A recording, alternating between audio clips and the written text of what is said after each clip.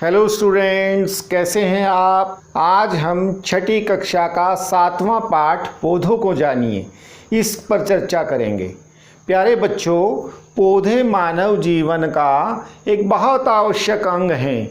आपने पिछले पाठों में पढ़ा था कि पौधों से हमें भोजन प्राप्त होता है, पौधों से हमें रेशे और वस्त्र प्राप्त होते हैं और एक तरह से कहा जाए तो पौधों के बिना जीवन ही संभव नहीं है। आप अगर इस पाठ को आरंभ से लेकर अंत तक ध्यान से देखेंगे तो आप हमारे आसपास पाए जाने वाले विभिन्न प्रकार के पौधों के वर्गीकरण को समझ पाएंगे और पौधे का कौन सा भाग पौधे के लिए क्या कार्य करता है यह भी आप जान पाएंगे। प्यारे बच्चों, पौधों के बारे में जानने के लिए आप अपने विद्यालय के उपवन में, बगीचे में या अपने गांव के आसपास किसी खेत खलिहान में या पेड़ पौधों वाले किसी खुले मैदान में जाइए। आप वहां पर जाकर के देखेंगे कि सभी पौधे एक जैसे नहीं होते। किसी के पत्ते अलग हैं, किसी का फूल अलग है, किसी की ऊंचाई अलग है, किसी की टहनियाँ अलग हैं, किसी के तने अलग हैं, किसी के फल अलग हैं। पौधों के अंदर अनेक प्रकार की भिन्नताएं हैं और हम जाकर के ध्यान से देखेंगे तो पौधों को हम विभिन्न आधारों पर अलग अलग समूहों में बांट सकते हैं। हम पौधों को बांटने के लिए, उनका वर्गीकरण करने के लिए कुछ विशेषताओं को ध्यान में रखेंगे। आप देखेंगे कि वहाँ पर कुछ पौधे बहुत छोटे हैं, हमारे कद से छोटे, हरे भरे ज़्यादा पत्तों वाले, कोमल से, और कुछ लगभग हमारे कद के आसपास के हैं। तो कुछ पौधे हमसे बहुत अधिक बड़े, ऊंचे हैं। यानी पौधों का वर्गीकरण हम उनके आकार, ऊंचाई के अनुसार भी कर सकते हैं। आप देखेंगे कुछ पौधों के तने बहुत कोमल हैं जिनको हम आसानी से मोड़ सकते हैं। हरे रंग के, उंगलियों से मोड़ा जा सकता है बिना अधिक बल लगाए। कुछ के थोड़े कुछ मोटे हैं जिन्हें हम आसानी से मोड़ नहीं सकते या जिन्हें मोड़ने तोड़ने के लिए हमें थोड़ा बल लगाना पड़ सकता है। और कुछ पौधे इतने बड़े हैं, इतने बड़े हैं, हमसे, हमारे मकान से भी बहुत ऊंचे हो जाते हैं और उनके तने भी इतने सख्त हैं कि हम उन्हें हमारे सामान्य हाथों से मोड़ तोड़ नहीं सकते। तो प्यारे बच्चों, इन्हीं के आधार पर इनका हम वर्गीकरण करते हैं। तो हमने वर्गीकरण के लिए कौन कौन सी बातों का ध्यान रखा? पौधे का आकार, ऊंचाई, उसके तने की मोटाई, तने की मजबूती, और तीसरा एक और बिंदु जो विशेष होता है पौधों के वर्गीकरण के लिए कि उस पौधे की शाखाएं कहाँ से निकलती हैं। आप छोटे पौधों में देखेंगे कि उनकी शाखाएं बिल्कुल ज़मीन के पास से निकलती हैं। ऐसे पौधों को जिनकी ऊंचाई कम, तना बहुत अधिक नर्म, नाजुक, कोमल और शाखाएं बहुत कम या जमीन से ही निकलती हैं, ऐसे पौधों को शाक कहा जाता है। जैसे पालक, धनिया, मेथी, बथुआ, चौलाई आदि। इस प्रकार के अनेक पौधे आप अपने घर के बगीचे में, खेत खलिहान में, आसपास देख सकते हैं। प्यारे बच्चों, ये देखिए, ये किस चीज़ का पौधा है? ये केले का पौधा है। केले को हम कौन से वर्ग में रखेंगे? इसका तना हरा, कोमल, शाखाएं भी बहुत अधिक नहीं। देखिए, बिल्कुल तने के पास से दूसरे पौधे निकल रहे हैं और ये एक तरह से पत्ते ही लिपटे हुए धीरे धीरे तने का आकार ले रहे हैं और इसकी ऊंचाई ज़्यादा है। प्यारे बच्चों, इसकी ऊंचाई तो अधिक अवश्य है, लेकिन यह शाक वर्ग में आता है और यह सबसे बड़ा शाक का पौधा है। देखिए कितनी ऊंचाई है। दूसरा, इनसे अधिक ऊंचाई वाले पौधे, उनको आप देखेंगे तो उनके अंदर तना थोड़ा कठोर भी हो जाता है और उनकी शाखाएं जमीन के बिल्कुल थोड़ा सा ऊपर से निकलती हैं। तना थोड़ा मजबूत हुआ, कठोर हुआ, हरा रंग, जैसे ही कठोर होगा तना तो उसका हरा रंग नहीं रहेगा, कठोरता को धारण करता है और कुछ ऊंचाई बढ़ जाती है। इस प्रकार के पौधों को झाड़ियां कहा जाता है। जैसे चांदनी के फूल का पौधा जो आपके विद्यालय में मिल सकता है, गुड़हल का पौधा, गुलाब भी एक तरह की झाड़ी है, नींबू का पौधा वह भी एक प्रकार की झाड़ी होता है। यानी झाड़ियों के लक्षण, झाड़ियों के गुण क्या हैं? उनकी ऊंचाई मध्यम होती है, बिल्कुल छोटी भी नहीं और हमसे बहुत बड़ी भी नहीं। उनके तने कुछ कठोर होते हैं और उनकी शाखाएं जमीन से थोड़ा ऊपर निकलती हैं और उन्हें हम झाड़ियां कहते हैं। और तीसरी प्रकार के जो पौधे होते हैं वो बहुत अधिक बड़े, विशाल, उनकी ऊंचाई हमसे बहुत अधिक होती है, तने बहुत अधिक मजबूत होते हैं और उनकी शाखाएं बहुत अधिक ऊंचाई से निकलती हैं। ये उनका एक पूरा वितान, एक छतरी सी बन जाती है, पत्तों की वितान होता है उनका, उसके नीचे उसकी छाया में हम विश्राम कर सकते हैं। तो ऐसे पौधों को वृक्ष या पेड़ कहा जाता है। आम, नीम, पीपल, बबूल इसी वर्ग के पौधे होते हैं। प्यारे बच्चों, आपने देखा होगा कि हमने जिन 3 वर्गों के अंदर पौधों का विभाजन किया, क्या सभी पौधे इन 3 वर्गों के अंदर समाहित हो गए हैं? नहीं, अभी कुछ पौधों के संवर्ग शेष हैं, बचे हुए हैं। वो क्या हैं? आपने कई बार घरों के या किसी भी हमारे विद्यालय के दरवाज़ों के ऊपर चढ़ी हुई फूलों वाली लताओं को देखा होगा। वो एक अलग तरह के पौधे हैं। उनमें उनके तने इतने मजबूत नहीं होते कि वो उनका भार, उनकी लंबाई को सीधा खड़ा रख सकें। इस प्रकार के पौधों को लता कहा जाता है, जिनमें लंबाई अधिक होती है लेकिन तने इतने सशक्त मजबूत नहीं होते कि उन्हें सीधा खड़ा रख सकें। और लताओं को भी 2 उपभागों में बांटा जा सकता है। कुछ लताएं ऐसी होती हैं जो जमीन पर, पृथ्वी पर, धरती के ऊपर, मृदा के ऊपर लेटी रहती हैं और कुछ लताएं ऐसी होती हैं जो ऊपर कोई भी सहारा मिले, आलंबन मिले कोई भी उसे, तो उसके साथ साथ चढ़ जाती है। आप चित्र के अंदर देख सकते हैं।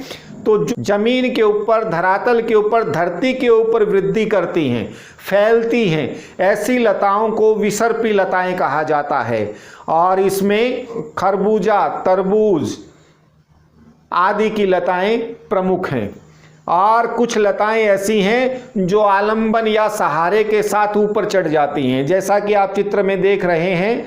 लौकी, घिया, अंगूर आदि की लताएं इसी प्रकार की लताएं हैं। इन्हें आरोही लता कहा जाता है। प्यारे बच्चों, हमने पौधों के विभिन्न संवर्गों के बारे में जानकारियां ली, उनके बारे में हमें बोध हुआ। प्यारे बच्चों, क्या आप जानते हैं कि किसी पौधे के कितने भाग होते हैं? हमने पिछली कक्षाओं में पढ़ा था कि पौधे का मृदा के नीचे का भाग जड़ कहलाता है और पौधे का वह भाग जो पौधे को सहारा प्रदान करता है, सीधा खड़ा रखता है, उसे तना कहते हैं। और उसके ऊपर पत्ते, शाखाएं, फूल और फल आदि भाग होते हैं। प्यारे बच्चों, अब हम चर्चा करते हैं कि पौधे के प्रत्येक भाग का क्या क्या कार्य है। सबसे पहले हम चर्चा करते हैं तना। तना किसी भी पौधे का बहुत महत्वपूर्ण भाग है। यह हमारी जमीन, मृदा के ऊपर का भाग होता है जो किसी भी पौधे को सीधा खड़ा रखता है। और इसका मुख्य कार्य क्या होता है? जमीन के अंदर जड़ें जिन पोषक तत्वों को, पानी को ग्रहण करती हैं, उन्हें यह ऊपर पत्तों तक पहुंचाता है। यह एक 2 तरफा रास्ते का कार्य करता है। यह पत्तों को भोजन तैयार करने के लिए खनिज, लवण आदि पोषक तत्व पानी के साथ पहुंचाता है और ऊपर से जो पोषण तैयार होता है, जो भोजन तैयार होता है, उसको नीचे की तरफ जड़ों तक पहुंचाया जाता है। तो यह दो तरफ के रास्ते की तरह से तना हमारा कार्य करता है। इसे समझने के लिए हम एक प्रयोग कर सकते हैं। प्यारे बच्चों, आप सफ़ेद फूल वाले किसी पौधे की दो टहनियों को तोड़िए और आप 2 ग्लास लेकर के एक ग्लास में पानी भरकर उसमें नीली शाही की कुछ बूंदें डालें और दूसरे ग्लास में पानी भरकर लाल शाही की कुछ बूंदें डालें और फूल वाली टहनी को एक को लाल पानी, लाल शाही वाले ग्लास में डुबो दें और दूसरी को नीली शाही वाले ग्लास में। हमारे फूल का रंग कैसा था? बिल्कुल सफ़ेद। कुछ घंटों के बाद हम अवलोकन करेंगे तो पाएंगे कि जो लाल शाही वाला जो पानी का ग्लास था, उसमें से कुछ लाल रंग के चकते धब्बे हमें सफ़ेद फूल की पंखुड़ियों पर भी दिखाई देने लगे हैं और नीली शाही वाले पानी के अंदर जो फूल रखा था, उसके फूल की पत्तियों में कुछ नीले रंग के धब्बे दिखाई देने लगे हैं। ऐसा क्यों हुआ? प्यारे बच्चों, यह हमारा नीली शाही वाले ग्लास में से नीले रंग की शाही मिश्रित जो जल था, वह उस टहनी की, वह उस शाखा के अंदर की नलकी नुमा रचनाओं में, नलियों से, जिनको कैपिलरी कहा जाता, बहुत बारीक संरचनाएं होती हैं, उनसे वो गति करता हुआ हमारे सफ़ेद फूल की पंखुड़ियों तक पहुंचता है। इसी प्रकार की क्रिया हमारी लाल शाही वाले ग्लास के अंदर हुई, इसीलिए उस फूल की पत्तियों में लाल रंग के धब्बे दिखाई दिए। आप इससे आगे भी अवलोकन करने के लिए उस पेड़ की टहनी को ब्लेड से सावधानी से अपने हाथ को बचा करके बीच से काट करके भी देख सकते हैं कि उनके अंदर भी आपको लाल और नीली शाही के चढ़ने के आपको संकेत मिल जाएंगे। तो इससे सिद्ध होता है कि हमारी तने के माध्यम से खनिज, लवण और जल का प्रवाह हमारा नीचे जड़ों से ऊपर पत्तों, फूलों और फलों तक होता है। इसके बाद किसी भी पौधे का महत्वपूर्ण भाग होता है उसके पत्ते।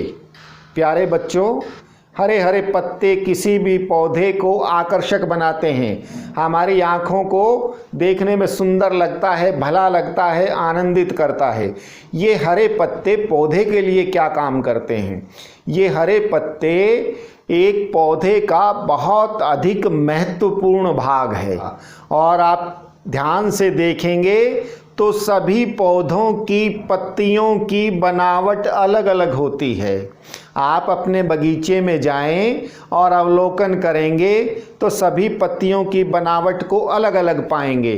केवल देखने मात्र से नहीं, आप उनके विन्यास को अपनी कॉपी पर भी बना सकते हैं, उनकी छाप को। उसके लिए हमें क्या करना होगा? किसी भी पत्ते को लीजिए और पत्ते के ऊपर कागज़ को रखें और रख करके बड़ी कोमलता से पेंसिल का सिरा, नीचे पत्ता, ऊपर सफ़ेद कागज़ और उसके ऊपर पेंसिल को घुमाएंगे तो हमारे पत्ते की आकृति ऐसी की ऐसी हमारे कागज़ पर छप जाएगी। और इसमें ध्यान से देखेंगे तो हमें क्या पता चलता है? प्रत्येक पत्ते की बनावट में कुछ सामान्य बिंदु होते हैं जो सभी पत्तों में होते हैं। प्रत्येक पत्ते का एक फलक होता है जो सामने से हमें दिखाई देता है, जैसा कि आप चित्र में देख रहे हैं।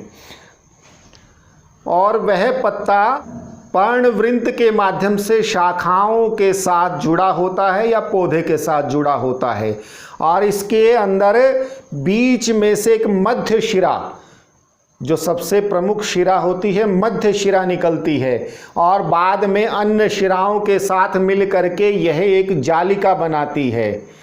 और आप चित्र में देख रहे होंगे यह जालिका विन्यास भी प्रत्येक पौधे का अलग अलग होता है।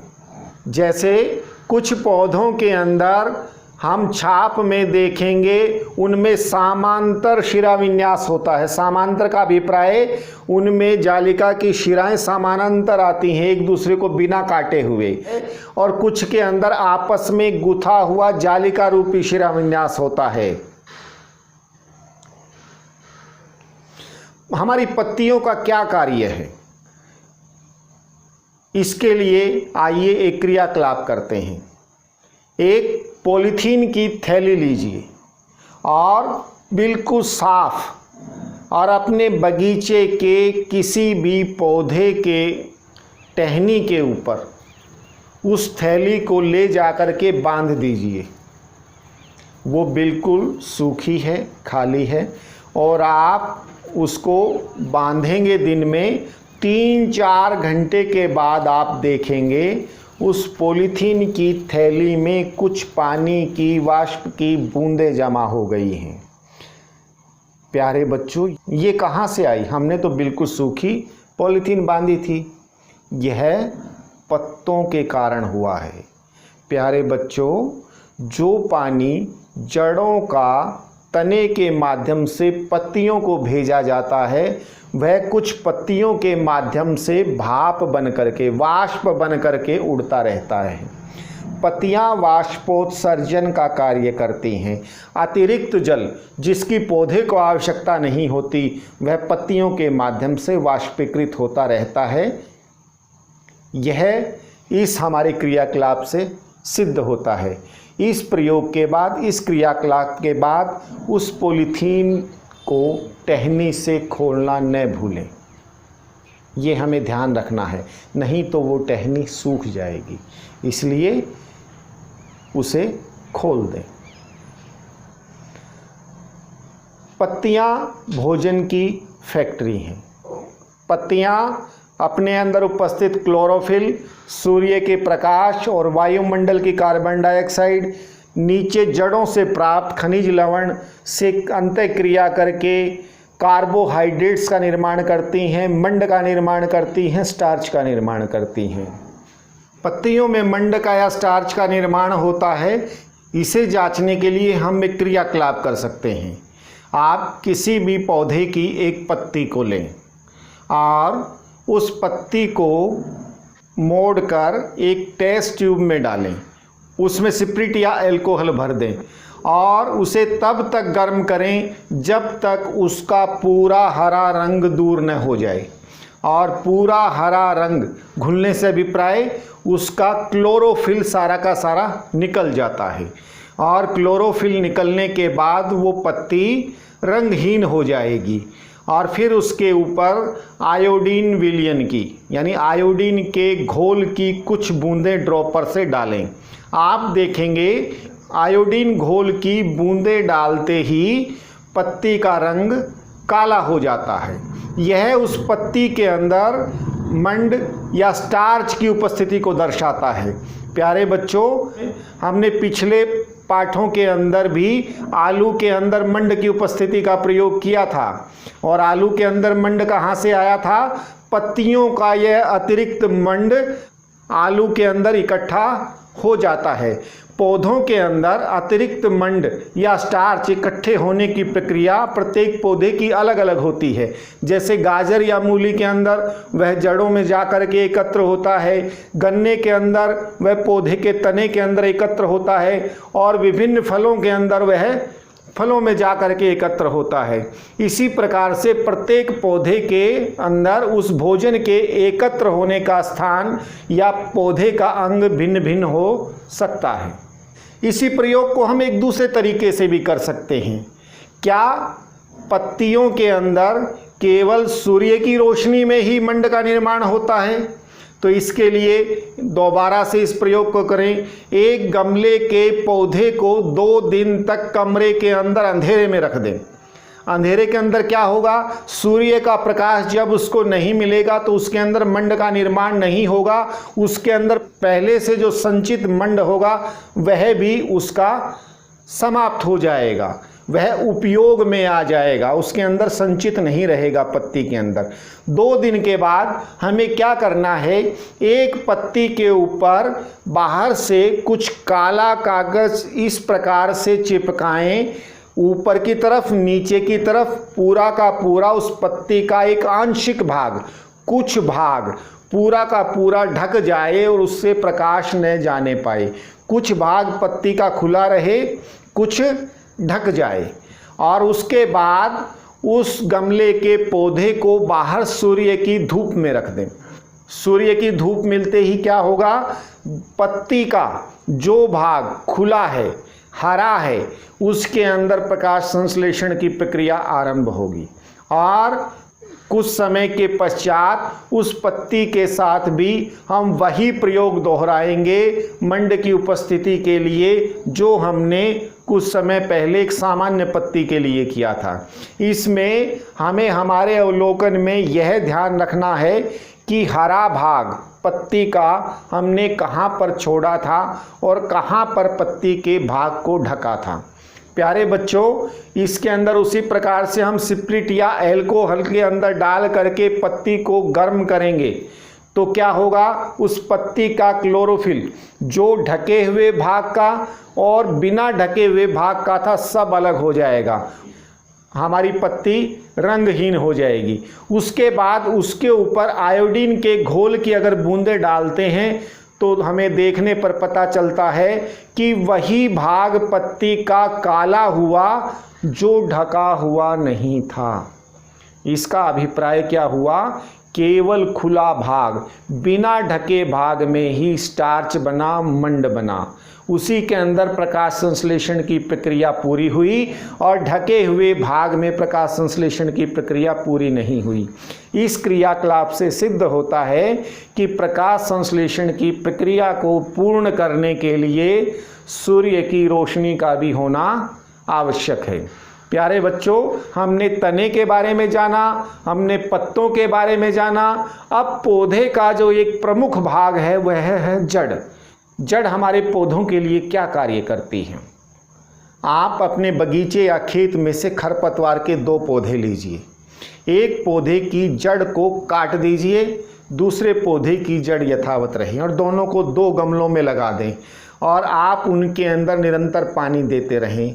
आप कुछ दिनों के बाद देखेंगे कि जिस पौधे की जड़ थी, जो पौधा जड़ सहित था, वह ठीक ठाक फलता है, फूलता है, वृद्धि पाता है, बढ़ता है, और जिस पौधे की जड़ नहीं थी वह सूख जाता है। ऐसा क्यों हुआ? क्योंकि जड़ें ही हमारे पौधों को मृदा से पोषक तत्व ले करके ऊपर पत्तों तक, टहनियों तक, फूल फल तक पहुंचाती हैं। अगर जड़ें नहीं होंगी तो हमारा पौधा विकसित नहीं हो पाएगा, जीवित नहीं रह पाएगा। प्यारे बच्चों, क्या सभी पौधों की जड़ें एक जैसी होती हैं? नहीं, पौधों की जड़ें भी अलग अलग प्रकार की होती हैं। प्यारे बच्चों, क्या जड़ केवल पौधों को भोजन पहुंचाने का काम करती है? यह और भी बहुत से कार्य करती है।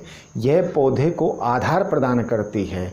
यह पौधे को तेज हवा, बाढ़, पानी के साथ बहने से रोकती है। यह पौधे को स्थायित्व प्रदान करती है। आप किसी खरपतवार के पौधे को उखाड़ने का प्रयास करें, जड़ उसे जमीन के साथ जकड़ कर रखती है, पकड़ कर रखती है। इसी के कारण पौधे स्थायी हो पाते हैं और हवा और बाढ़ में अपना अस्तित्व बचा कर रख पाते हैं।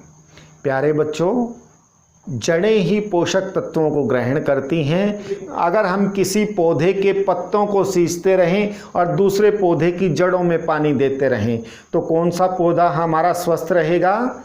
जिस पौधे की जड़ों को पानी दिया जा रहा है, यानी पत्तों के माध्यम से हमारे पोषक तत्व, जल का अवशोषण नहीं होता, वह जड़ों के माध्यम से होता है। प्यारे बच्चों, सभी जड़ें एक जैसी नहीं होती, वह पौधों के अनुसार अलग अलग हो सकती हैं। आप मक्का का और चने का एक एक बीज लीजिए और आप पानी में भिगोकर रुई या कपड़े में उनको रखिए। उनके अंदर कुछ 1 या 2 दिन के बाद उनके अंदर अंकुरण आरंभ होगा।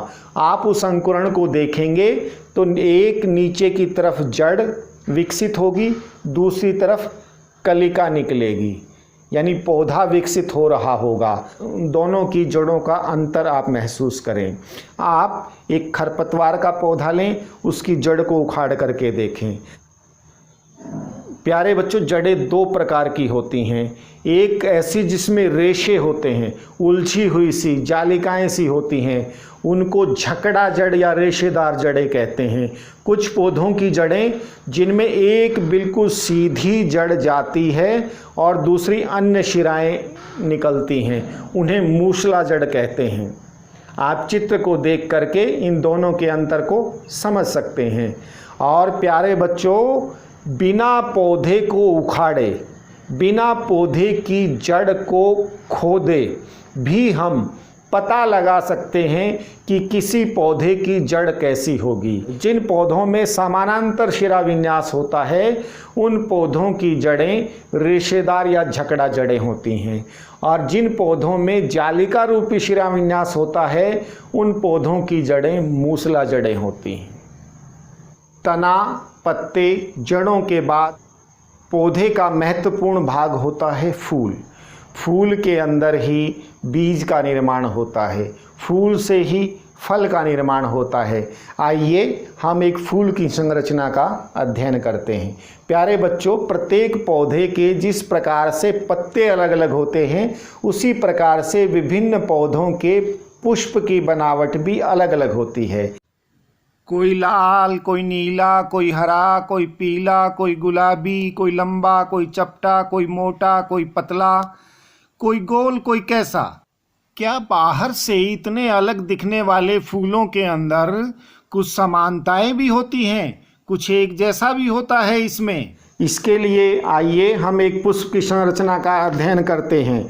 ये देखिए, आपके सामने एक ये फूल दिख रहा है। इसमें नीचे डंठल के पास हरे रंग की कुछ पत्तियां हैं जो रंगीन पत्तियों को बांध करके रखती हैं। इन्हें बाह्य दल कहा जाता है। और अंदर रंगीन जो पंखुड़ियां होती हैं जिनका रंग पौधे के अनुसार अलग अलग हो सकता है, ये पाटल या फूल की पत्तियां कहलाती हैं।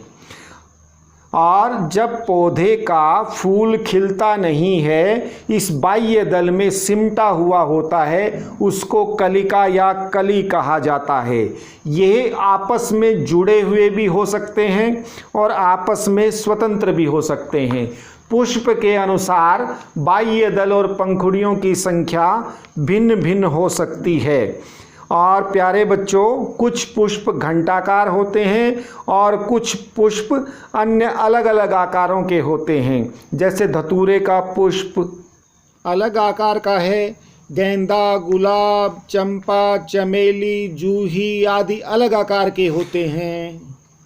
पुष्प के आंतरिक भागों को अगर हमें स्पष्ट रूप से देखना हो तो बाह्य दल की हरी पंखुड़ियों को हटा दें और हटा करके देखेंगे तो हमारा पूरा का पूरा फूल 2 भागों में बट जाता है। इसमें एक स्त्रीकेसर भाग होता है, दूसरा पुंकेसर। आप पुंकेसर भाग में देखेंगे तो उसके अंदर पराग कोश होते हैं जो तंतुओं के माध्यम से फूल के निचले भाग से जुड़े हुए होते हैं। और यह पराग कोश पराग के कणों से भरा हुआ होता है। उंगलियों से स्पर्श करके देखेंगे तो उंगलियों के ऊपर आपको चमकदार कुछ कण दिखाई देंगे। यह पराग कण होते हैं किसी भी पुष्प के। और ये प्रत्येक पुष्प में पुंकेसर की संख्या, पराग के तंतुओं की संख्या अलग अलग हो सकती है। जिस प्रकार से पुंकेसर में हमारे पराग कोश, तंतु आदि भाग होते हैं, इसी प्रकार से स्त्रीकेसर के अंदर भी वर्तिका, वर्तिकाग्र, अंडाशय आदि भाग होते हैं। इन तीनों को मिला करके स्त्रीकेसर बनता है। आप किसी भी फूल के स्त्री केसर का अध्ययन करने के लिए पंखुड़ियों को हटाकर अंडाशय को ले करके आप ब्लेड के माध्यम से उनकी अनुदैर्ध्य काट और अनुप्रस्थ काट करके उसके अंदर बनने वाले बीजों का अवलोकन कर सकते हैं। यह आपको चित्र के अंदर हमारे स्त्री केसर के भाग अंडाशय की आंतरिक संरचना दिखाई जा रही है और जहाँ पर ये छोटी छोटी गोल रचनाएं बीज रूप में दिखाई देती हैं अंडाशय के अंदर, इन्हें बीजांड कहते हैं। इन्हें हम आवर्धक लेंस के माध्यम से आसानी से देख सकते हैं। सभी फूलों में बाह्य दल, पंखुड़ी, पुंकेसर, स्त्री केसर पाए जाते हों ऐसा भी नहीं है, वह अलग अलग पुष्पों में भी पाए जा सकते हैं। उम्मीद है बच्चों आपको ये बिंदु स्पष्ट हो गए होंगे। कुछ बिंदुओं पर विवेचना हम हमारी अगली कक्षाओं में करेंगे। Okay students, till then bye.